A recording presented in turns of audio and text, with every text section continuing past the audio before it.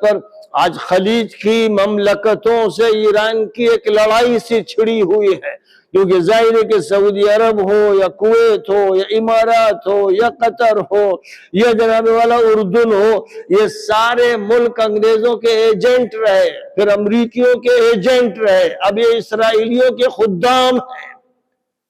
یہ ایک واقعہ ہے، اور یہ ایک دن کی بات نہیں ہے کہ آج کچھ حقیقت سامنے آ گئی۔ جب سے ان کا وجود ہوا ہے، ان مملکتوں کا وجود، عمارتوں کا وجود، حکومتوں کا وجود انگریزوں کے طفیل ہوا ہے، انہوں نے یہ پودے لگائے ہیں، انہوں نے یہ انڈے بچے دیے ہیں۔ اس لیے انہوں نے صرف لوگوں کو متاثر کرنے کے لیے پروپیگنڈا مہم اختیار کی، کوئی خادم الحرمین بن گیا اور کوئی کیا بن گیا اور کیا بن گیا، اور انہوں نے قبضہ کر لیا حرمین پر، اور حرمین پر قبضہ کر کے پھر ظاہر ہے کہ پوری دنیا کے مسلمانوں کے ہجوم کا انہوں نے استحصال کیا، استعمال کیا، اور ان کو یہ سمجھایا کہ بھئی ہم ہیں محافظ مدینے اور مکے کے اور حرم مکی اور حرم مدنی کے، اس سے بڑا تو کوئی فراڈ ہو نہیں سکتا تھا، کوئی دھوکہ ہو نہیں سکتا تھا کہ ہم حرم مکی اور مدنی میں تو بھئی تم سے پیسہ چاہیے، آؤ جناب، یہ بھی ایک ٹورزم کا ڈپارٹمنٹ ہے، تو اپنا حج کرو، تم نمازیں پڑھو، سر پٹکو، اپنا اس سے ہمیں بحث نہیں، ہمارے ویزے کو بتاؤ اور رقم بتاؤ، اور ہوٹل میں کس میں ٹھہرو گے وہ بتاؤ۔ ہمارے جو ٹورزم کا ڈپارٹمنٹ ہے اسی کا یہ سب سے بڑا حصہ ہے، جس سے ہماری سب سے بڑی آمدنی ہوتی ہے، سال بھر ہوتی ہے، مسلسل ہوتی ہے۔ اب تم ہمارے گھروں میں مت جھانکو کہ ہم ریاض میں کیا کر رہے ہیں، یہ مت دیکھو کہ ہم جدے میں کیا کر رہے ہیں، دمام وزاران میں کیا کر رہے ہیں۔ وہاں ہماری دوستیاں یہودیوں سے ہیں، عیسائیوں سے ہیں، مجرموں سے، مشرکوں سے ہے، اور ہم وہاں عیاش ہیں، بدماش ہیں، جو چاہیں کریں، کرنے دو، وہ تمہارا موضوع نہیں، اس پر بولنا بھی نہیں۔ اگر زبان بھی کھولی تو نہ تمہارا حج رہے گا نہ عمرہ، تمہارے لیے صرف جیل کے کالے کمرے ہوں گے۔ یہ ہے حکومتیں۔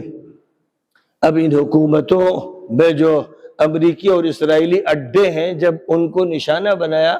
ایران نے کہ بھئی ہم پر تم حملہ کر رہے ہو اور بے دریغ کر رہے ہو، نہ بچوں کو چھوڑتے ہو، نہ بچیوں کو چھوڑتے ہو، نہ اسپتالوں کو چھوڑتے ہو، نہ مسجدوں کو چھوڑتے ہو، تو ہم ظاہر ہے کہ تمہارے اڈوں پہ حملے کریں گے، یہ جائز ہی نہیں، فرض ہے۔ تو اس کے بعد یہ کہتے ہیں کہ اب ہماری سرزمین پر، تمہارے باپ کی سرزمین ہے، لٹیرو، ڈکیتو، بدماشو، تم نے لوٹی ہے انگریزوں کے ذریعے، امریکیوں کے ذریعے، اسرائیلیوں کے ذریعے، یہ لوٹی ہوئی زمین ہے جس پر تم قابض ہو گئے ہو۔ لہذا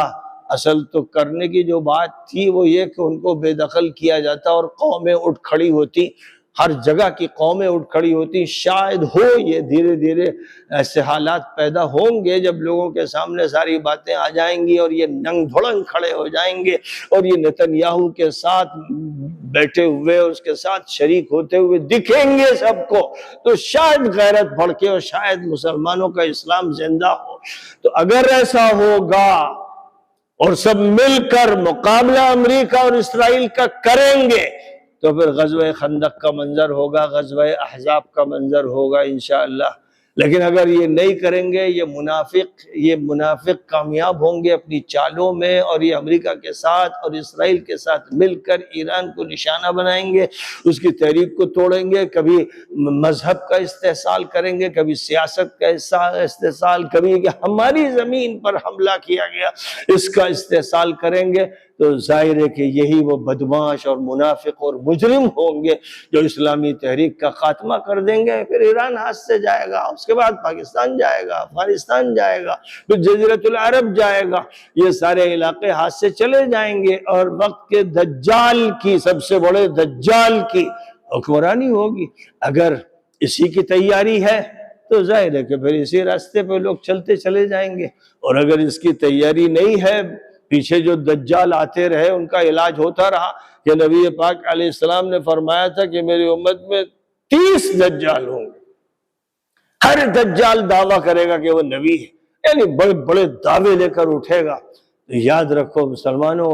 ہوش میں رہنا، چوکنا رہنا، ان کے دعووں سے متاثر نہ ہونا، ان کی دجالیت سے متاثر نہ ہونا، اور ان کا مقابلہ کرنا اور ان کو راستے سے ہٹا دینا۔